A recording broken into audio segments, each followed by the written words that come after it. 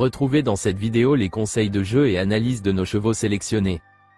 C'est l'hippodrome de Vincennes qui nous accueille pour un quintet se disputant sur les 2850 mètres de la grande piste avec 14 participants au départ. Pour les joueurs de couplet gagnants, placez le 12, le 3 et le 6. Ulysse Digeot, le numéro 12, ce trotteur doué a désormais retrouvé la plénitude de ses moyens. Il a repris de la fraîcheur depuis son succès dans le Quintet Plus du 31 octobre et découvre ici une tâche à sa portée. Sans incident, il ne sera pas loin de la vérité. Gary Torres, le numéro 3. Ses courses de remise en route sont encourageantes et il a vraiment bien travaillé. Il se présentera en pleine possession de ses moyens sur cet engagement. Il faut le courir à l'économie et il est donc tributaire du parcours. Avec un déroulement favorable, il devrait bien finir et prendre une bonne place. History Magique, le numéro 6, absente entre le 15 juin et le 24 novembre, cette pensionnaire de Florian Tabès a désormais 4 parcours dans les jambes et monte en puissance. Présentée pieds nus cette fois, à l'occasion de cet engagement idéal, elle fait figure de placée en puissance. Pour les joueurs de multi, le 12, le 3, le 6, le 13, le 10 et le 5.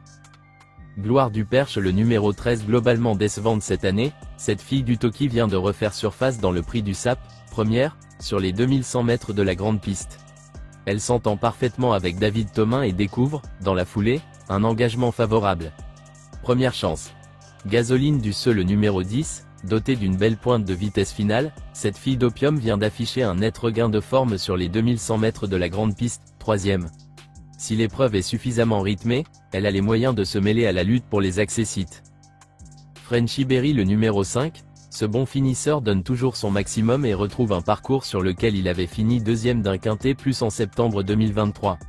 Sa marge de manœuvre est réduite mais gageons que Benjamin Rochard saura lui donner un parcours au petit oignon. Attention.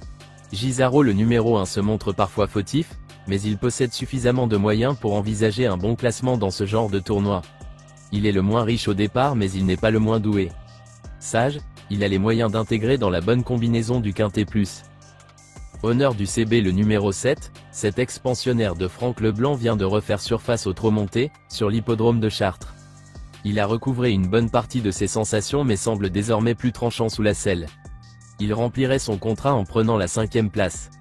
N'hésitez pas à laisser un commentaire avec votre propre pronostic, et à liker si vous avez aimé.